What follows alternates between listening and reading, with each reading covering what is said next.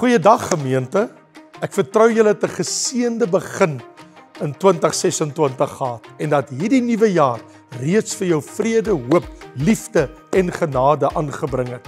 Vandag wys ons vir julle 'n heruitsending van een van ons geliefde dienste, 'n boodskap wat steeds relevant is, steeds opbou en ek glo dit gaan jou hart weer diep aanraak. Maar ek wil ook vir jou sê, moet asseblief die volgende 2 weke nie mis nie. Vanaf volgende Sondagoggend en die aand begin ons 'n splinternuwe dinamiese reeks, karakters in die Bybel, 4 spesiale dienste.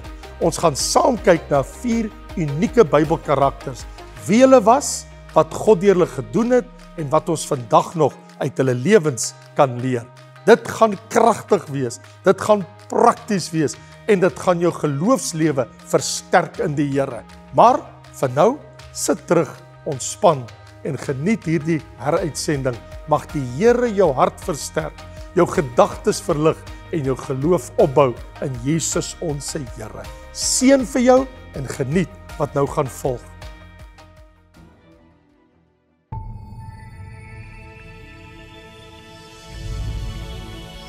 Vriende, hartlik welkom. Dit is so dat ons is besig met 'n reeks in die boek Lukas, maar daar is 'n saak wat ek nie aangesny het in Lukas hoofstuk 14. En ek weet dat ons op hierdie stadium reeds aanbeweeg het, maar soos wat 'n mens aangaan, dan besef jy daar's geleenthede wat ek nie sommer net by my wil laat verbygaan nie. Vandag is een van hulle waar ek jou wil terugneem. Jy sal onthou oor die gelykenis van die groot maaltyd. Onthou jy dit? Ek wil weer teruggaan na die gelykenis toe, maar wil ek van 'n heeltemal 'n ander hoek af met jou gesels oor hierdie besondere gelykenis wat baie aangrypend is. En ek het nou nog nie so vir jou so aangesny nie. So kom ons gaan terug na Lukas hoofstuk 14. En natuurlik van volgende week af sal ons nou weer aanbeweeg met die ander waar ons laas opgehou het. Maar ek het so 2-3 geleenthede wat ek voel ek wil dit hierdie jaar gebruik om terug te keer na sekere dinge wat 'n mens die tyd gegee het toe jy daarby verby beweeg het. En vandag wil ek met jou teruggaan na Lukas 14 vanaf vers 15. Onthou jy die gelykenis van die groot maaltyd? Kom ek lees dit weer om jou gedagtes te verfris. Toe een van die wat saam met hom aan tafel was dit hoor, sê hy vir hom: Salig is hy wat brood eet in die koninkryk van God. Maar hy antwoord hom: 'n sekere man het 'n groot maaltyd gegee en baie mense uitgenooi. En op die uur van die maaltyd het hy sy diensknegte uitgestuur om vir die genooides te sê: Kom, want alles is nou gereed. En hulle het hulle almal eenparig begin verontskuldig. Die eerste het vir hom gesê: Ek het 'n stuk grond gekoop en ek moet noodsaaklik uitgaan om daarna te kyk. Ek vra u, verskoon my tog. En 'n ander een het gesê: Ek het 5 paar osse gekoop en gaan hulle probeer. Ek vra u, verskoon my tog. En 'n ander een het gesê: Ek het 'n vrou getrou en daarom kan ek nie kom nie. Daardie diensknegt het gekom en die dinge aan sy heer vertel. Toe het die eienaar van die huis kwaad geword en vir sy diensknegt gesê: Gaan gou uit in die strate en die gangetjies van die stad en bring die armes en verminktes en krepeles en blindes hierin. En die diensknegt het gesê: Meneer, wat u beveel het, is gedoen en daar is nog plek. Toe sê die heer vir die diensknegt: Gaan uit op die paaie en na die lanings en dwing hulle om in te kom sodat my huis kan vol word. Want ek sê vir julle dat nie een van daardie manne wat genooi is my maaltyd sal smaak nie. Luister wat sê vers 24. Want ek sê vir julle dat nie een van daardie manne wat genooi is my maaltyd sal smaak nie. Kom ons bid saam. Dierbare Here, dankie vir hierdie wonderlike geleentheid dat ons, waar ons ook al bevind, of ons nou ver van die kerk is, en of ons iewerste is waar geen ander weet waar ons is, en of ons alleen voel, en of ons hier onder die gemeenskap van die heiliges is, U woord kan ons bereik net daar waar ons is. Vader, in die gebed van my hart, is dat in die naam van Jesus, dat hierdie woord ook ons harte sal vasgryp deur die krag van die Heilige Gees, want sekerlik het U ook vandag iets om vir die mens te sê. Seën en heilig hierdie woord in ons harte. Ons bid dit, Vader, in die wonderlike naam van Jesus Christus. Amen. So by die gedeelte van die gelykenis van die groot maaltyd, het ons op 'n ander stadium vanuit 'n ander perspektief daarna gekyk. Dit wat ek nou vandag wil aansny, gaan oor die mens se geliefkoeste verskoning. Ek sal dit môre doen. Ek sê so want wanneer ons na hierdie gelykenis kyk, het ons met 'n sekere man te doen, en hierdie man, die huisheer, bied 'n geleentheid vir vele mense as genooides om te kom. En wat aangrypend is, toe die uur van die maaltyd kom, toe het elkeen 'n verskoning, want die boodskap was, kyk, alles is nou gereed, kom. En seker is dit gesê, ek het 'n stuk grond gekoop, ander het gesê, ek het 5 paar osse, wat ek moet gaan uitprobeer, en iemand anders het gesê, ek het 'n vrou getrou. Verskonings, verskonings, verskonings. Want dis die hart van hierdie gelykenis is, die verskonings wat mense na vore gebring het. En soos ek tereg gesê het, vers 24 lees ons, want ek sê vir julle, dat nie een van daardie manne wat genooi is by maaltyd sal smaak nie, en ander mense was genooi om na die maaltyd toe te kom.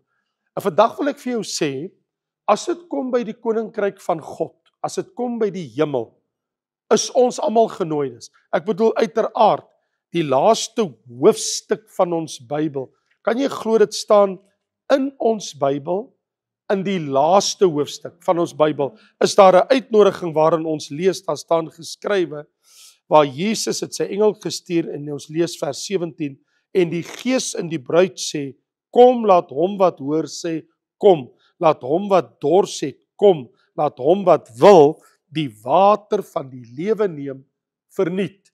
So hier is die uitnodiging aan elkeen wat wil om te kom, staan die uitnodiging. So die vraag natuurlik vandag is, wat se verskonings dis mense op? En wat ek nou wil doen is, ek wil van hierdie gelykenis af, wil ek wegbeweeg na 'n uitsonderlike gedeelte in ons Bybel, wat vir ons vertel oor 'n man wat vol verskonings was. En die man wat so vol verskonings was, is niemand anders as Felix. Felix, die gouverneur, waarvan ons hier lees in Handelinge 24. Daar was 'n man met die naam van Felix, hy was getroud met 'n Jodin, sy vrou was 'n Jodin, hy was nie 'n Jood nie, maar sy vrou was 'n Jodin, en sy vrou se naam was Drusilla. Ons lees van hom in Handelinge 24.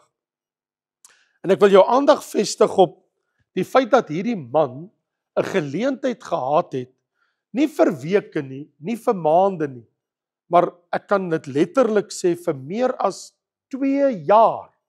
Kan jy dit glo? 2 jaar 'n geleentheid gehad het om by die Here uit te kom. Vir 2 lange jare hou hy Paulus gevangenes en roep hy hom kort om na hom te luister. So die storie loop hier in Handelinge hoofstuk 24, lees ons in vers 10. En nadat die gouverneur, dis nou Felix, gewink het vir Paulus om te praat, toe sê Paulus vir Felix, want hy moet homself nou verdedig nadat hy gevangene geneem was in Jerusalem. Hy sê, omdat ek weet dat u oor hierdie volk al baie jare lank regter is, verdedig ek my saak met goeie moed. Aangesien u te wete kan kom dat dit nie meer as 12 dae is vandat ek opgegaan het in Jerusalem toe kom aanbid nie. En Paulus sê, kyk, ek het nou maar pas in die stad aangekom, minder as 2 weke gelede. Hy sê, ek het nie gekom om 'n oproer in die stad te veroorsaak nie. Hy sê, en toe hulle my in die tempel gevind het, ek was nie besig met 'n oproer nie. Hy sê, ek was nie besig om in 'n sinagoge of in die stad of in die tempel 'n oproep te weet te bring nie. Hy sê, maar ek het gekom om aan die Here 'n offer te bring. Hy sê, en ek erken dat ek volgens die weg wat hulle die sekte noem, ander woorde, ek erken ek is 'n Christen en ek stap die Christelike weg, en hierdie mense wat my aankla, noem dit die weg van die sekte. Hy sê, maar dis die weg van die Nuwe Testament, dit is die weg van Jesus Christus, en ek dien die God van my vaders, en ek glo steeds wat geskrywe staan in die geskrifte, en hy sê, en ek glo ook in die opstanding van die dode. Hy sê, van regverdiges en onregverdiges. Nou begin Paulus vir Felix te evangeliseer. Hy begin nou vir hom te preek. Hy sê, en daarom, omdat ek weet daar kom 'n opstanding, ons moet almal eendag verantwoording doen, oefen ek om 'n rein gewete voor God te hê, sê hy nou in vers 16. Hy sê, en na baie jare het ek my volk kom besoek, en ek het kom almoses bring. Hy sê, en ek was juis besig hiermee, toe die Jode my gryp en my wil doodmaak. Hy sê, laat hulle dan nie wees en my beskuldig.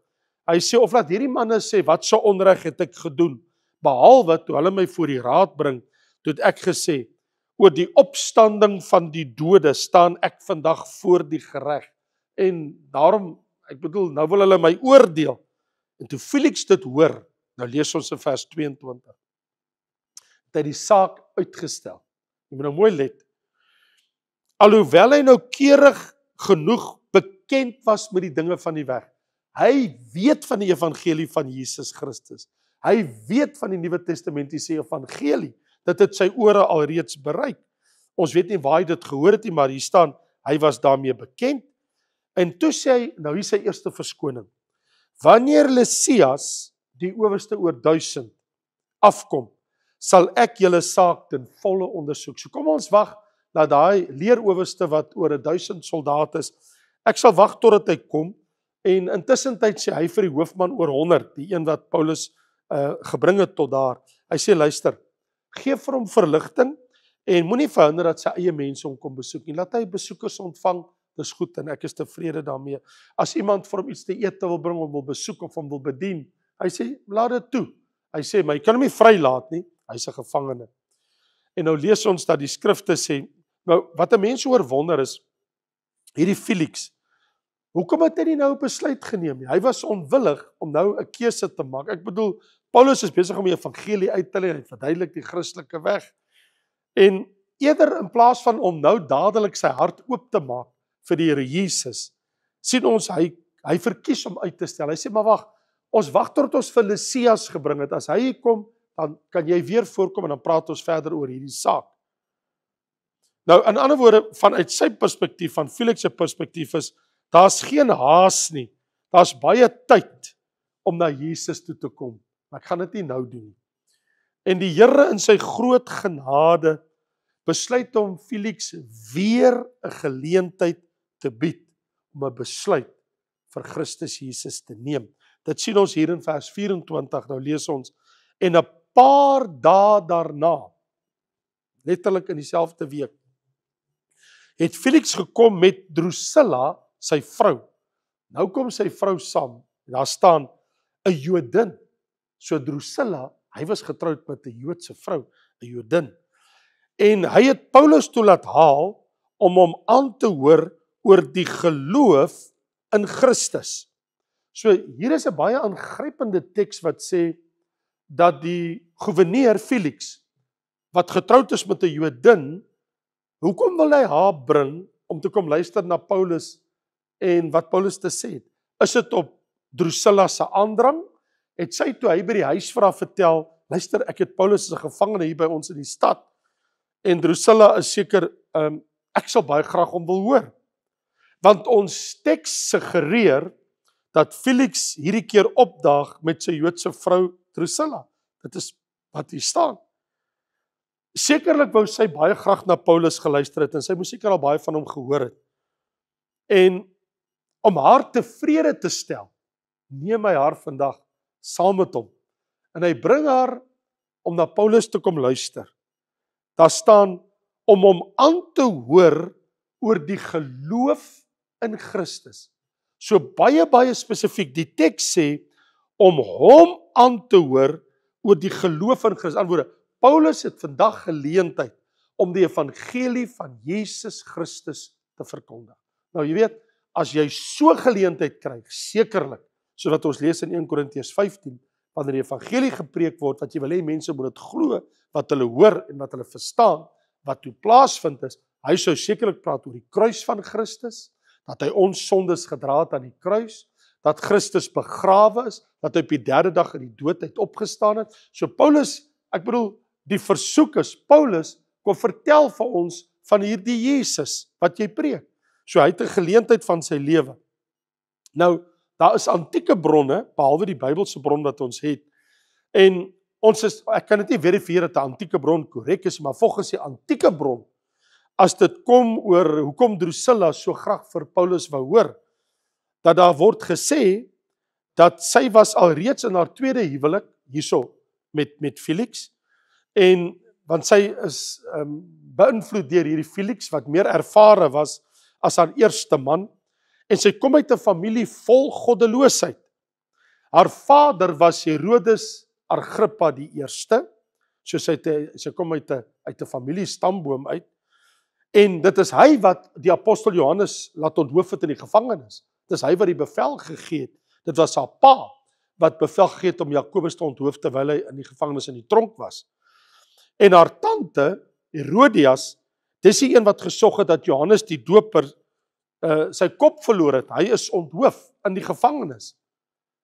En nou hoor Drusilla van hierdie Paulus, hy is 'n mede-Jood, sy is 'n Jodin, Paulus is 'n mede-Jood, haar man nie, en miskien is dit dat sy hoop om 'n skoon gewete te kry, sien sy 'n geleentheid om 'n nuwe begin te maak in haar lewe. 'n Mens sou wil wonder, hoekom wou Drusilla so graag vir Paulus hoor? En Paulus praat met hulle, dis nou Drusilla en Felix, oor die huwelik. Nee, oor hulle familie. Nee, hy praat nie oor hulle persoonlike sake nie. Hy praat nie oor wat in hulle huwelik aangaan nie, maar hy praat oor die geloof in Christus Jesus. So hy gebruik die geleentheid om te evangeliseer.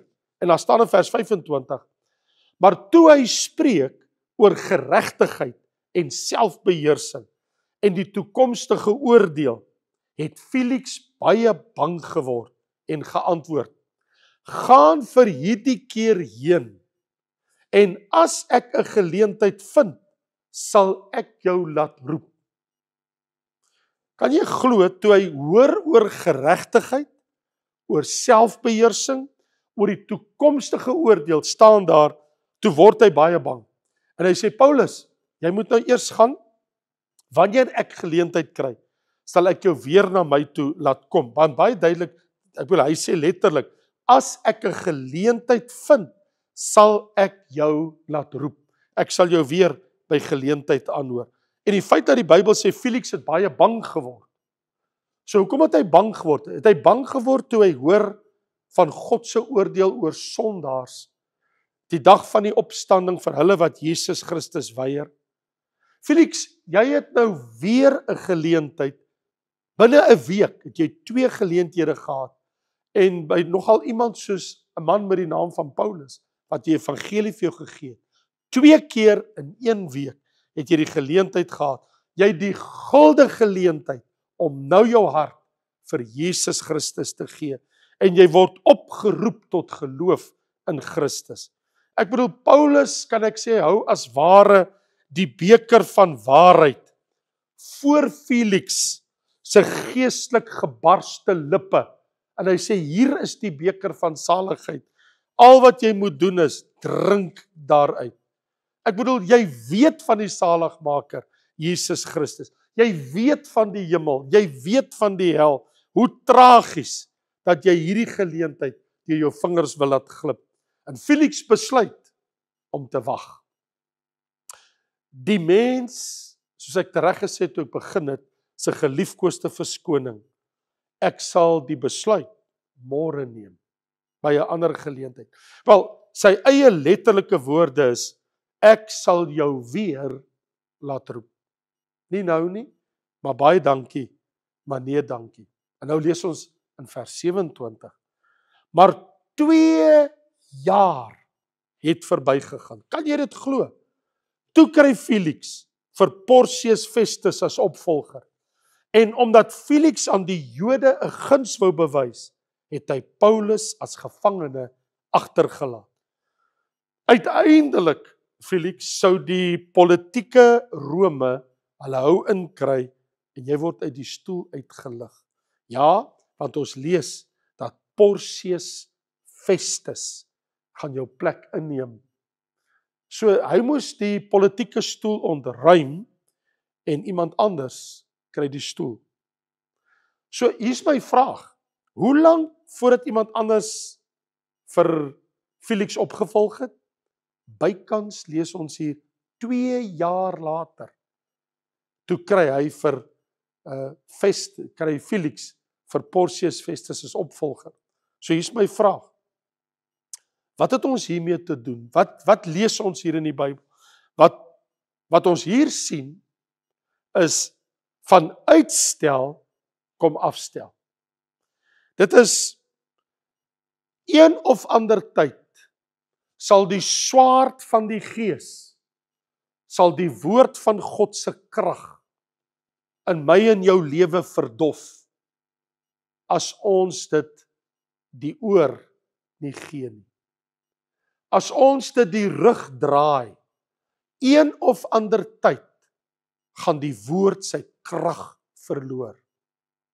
Vir 2 jaar het Felix die geleentheid.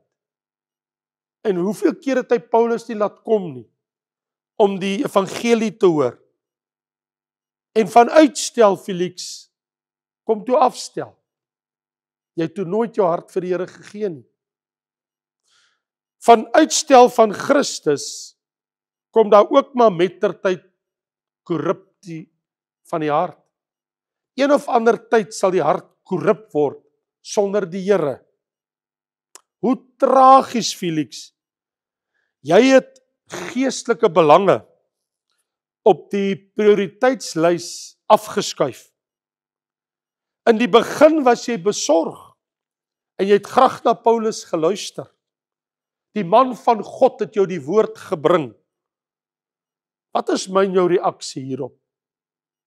My eerste reaksie is, carpe diem. Gryp die dag aan. My eerste reaksie is, gryp die oomblik aan. Jy het 'n geleentheid. Felix het 'n geleentheid om gered te word. Dis soos daardie mense wat na die maaltyd genooi was, in Lukas hoofstuk 14. Die ete is klaar berei, die maaltyd is gereed, kom sit net aan, julle is genooides, kom. Dis soos wat ons lees in Openbaring 22, die Gees en die bruid sê kom, laat hom wat wil kom, laat hom wat dors het kom, die water van die lewe neem verniet. Die geleentheid is daar. Nou is daar 'n saligmaker. Nou is daar vergifnis. Nou is daar hoop vir 'n nuwe begin. Daar's geen waarborg vir die dag van môre nie. Ek en jy het mos geen verskoning vir uitstel nie. Die Here Jesus wag vir my en jou. Jy weet, in die ou dae het ons letterlik, ek weet nie van julle nie, maar ek het by die pastorie baie jare gelede het ek 'n antwoordmasjien gehad.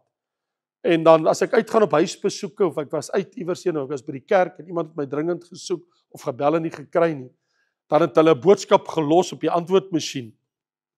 En hoe ek dit weet, is wanneer ek ingekom het en ek loop by die masjien verby by die ingangsportaal van die huis, dan sien ek daar's 'n rooi liggie wat flikker. En die oomblik as daar 'n rooi lig flikker, dan weet ek daar's 'n boodskap op die foon, iemand het geskakel terwyl ek uit was. En jy sien die rooi lig van die telefoon flikker, in ander woorde, jy huiwer nie om die knoppie te gaan druk nie, om dan te luister, wat is die boodskap? Dit kan 'n baie belangrike boodskap van 'n nabye familielid wees of van iemand. En ek wil sê dat Jesus se telefoonlyn na jou flikker. Die lig is rooi. Felix, jou tyd loop uit. 2 jaar is verby. Jou politieke stoel word ontruim. Porcius gaan jou opvolg. Jy het nog nie jou besluit geneem nie. Neem nou die besluit vir Jesus en voer dit deur. Dis die een besluit wat jy nooit oor sal spyt wees. Ek het nog nooit gehoor van enige iemand wat op sy sterfbed sê dat hy is jammer omdat hy 'n Christen is nie. Daarvan het ek nog nooit gelees. Dit laat my dink aan 'n man wat eendag vir 'n persoonlike werker wat die Here Jesus Christus met hom gedeel het, soos Paulus met Felix die evangelie gedeel het.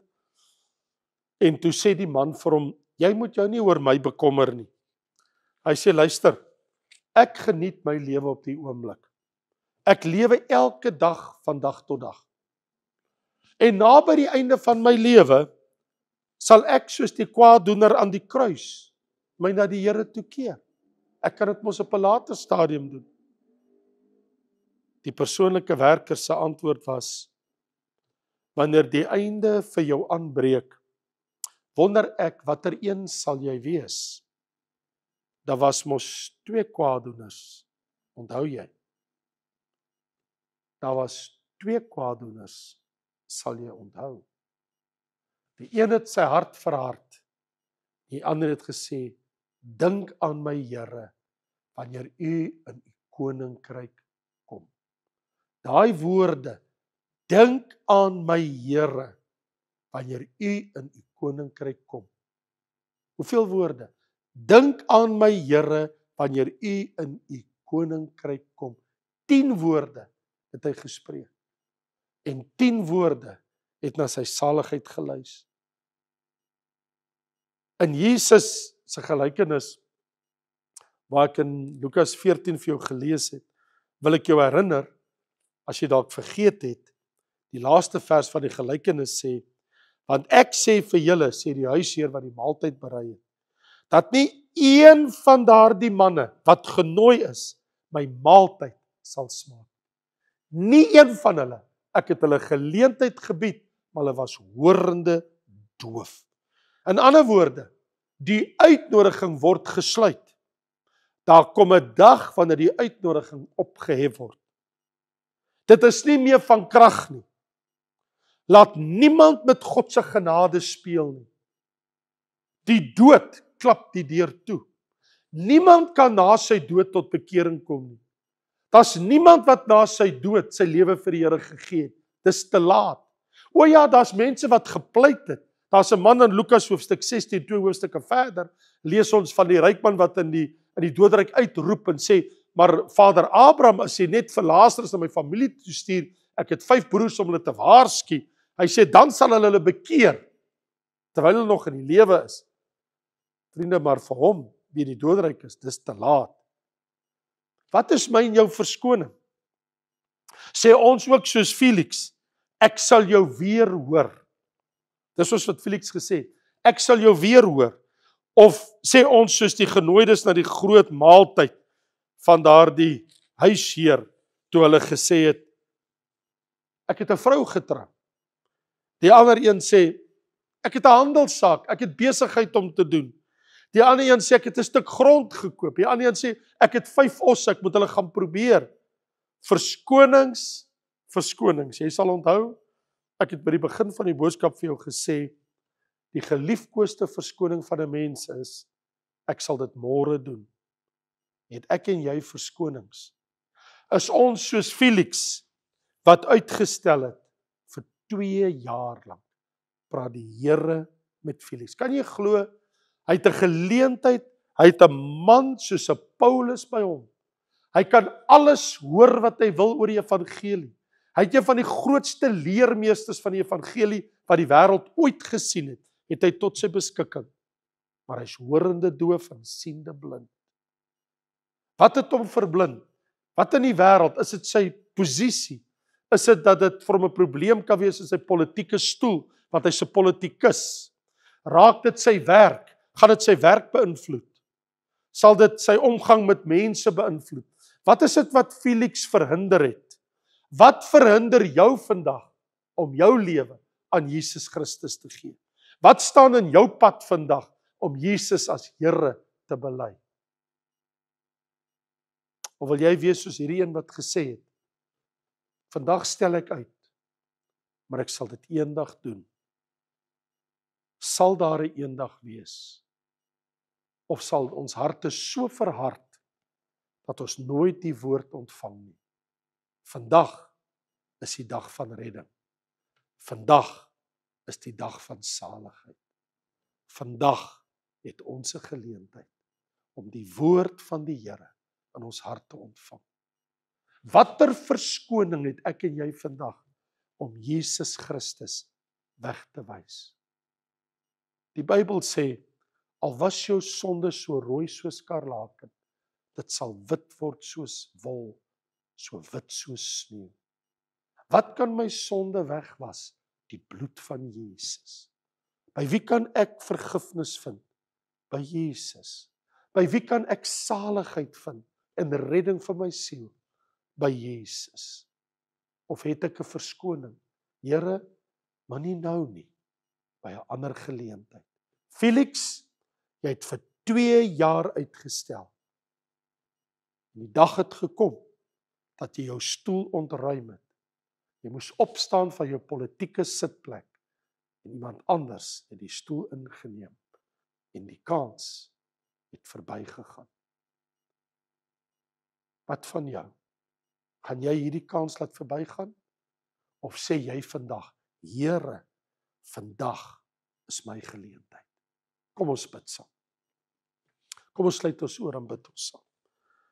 Vader, in die naam van Jesus, ek het gehoor u woord, en ek hoor van die uitnodiging. U woord sê, kom koop. Selfs die profeet Jesaja sê, sonder prys, kom net soos jy is. Kom met jou skuld, kom met jou sonde, kom net soos jy is. Here, die uitnodiging is 'n oop uitnodiging.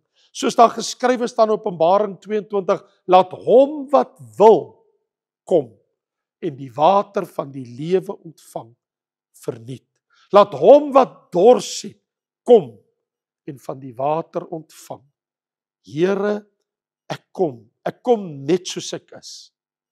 Here, ek wil nie verskonings opdis vandag, maar ek kom na u toe met my hart, en ek sê, Here, ek gee u my hart. Here Jesus, ek wil nie verder teeskop nie. Ek wil nie weghardloop nie, ek wil nie wegkruip nie. Ek wil nie my skuld verbloem nie. Maar ek kom soos ek is, want u woord sê, as ek my sonde bely, u is getrou en regverdig om ons die sondes te vergewe en van alle ongeregtigheid te reinig. Here Jesus, ek kom na u net soos ek is. Neem my aan, Here. Ek glo soos wat u woord sê, as jy met jou mond die Here Jesus bely en met jou hart glo dat God hom uit die dood uit opgewek het, sal jy gered word. Want met die mond bely ons tot redding en met die hart glo ons tot geregtigheid. Want elkeen wat die naam van die Here aanroep, sal gered word. En die geloof is uit die gehoor en die gehoor is deur die woord van God. En het u nie gesê, Here Jesus, dat wie in my glo, sal die ewige lewe ontvang. Het die woord dan nie ook gesê, dat dit wat die wêreld oorwin het, hy wat glo dat Jesus die Seun van God is. En ek bely vandag, Jesus is die Seun van God, die allerhoogste God. En ek bely vandag, dat Jesus die Here is, volgens die evangelie, wat Paulus gepreek het. Here, dat ek nie soos 'n Felix sal wees, dat ek nie soos daardie mense in die gelykenis sal wees, wegdraai van die groot maaltyd, maar Here, ek kom na u toe, dat ek kan deel in die hemelse banket, dat ek kan deel in die hemelse maaltyd, soos wat daar in Openbaring hoofstuk 19 geskrywe staan, kyk, die bruilofsmaal van die lam het gekom, en sy vrou het haar gereed gemaak. Here, wanneer die bruilof kom, dat ek gereed sal wees, om te kan deel, om te gaan sit, by daardie maaltyd, die groot maaltyd, van die groot koning van die hemel, dat my sitplek daardie dag nie leeg sal wees, of met iemand anders gevul sal wees nie, maar dat ek daardie dag, by daardie maaltyd, sal aansit, deur die groot genade van Jesus Christus, u Seun. Dankie Jesus, dat u vir my 'n plek in die koninkryk berei het. Ek loof U Vader vir Jesus Christus, U kosbare Seun. Amen en amen. Mag die Here jou seën. Ja, volgende week, dan kuier ons weer om die woord, dan gaan ons verder, waar ons laas by Lukas was. Baie dankie, en totsiens ook aan julle wat ingeskakel.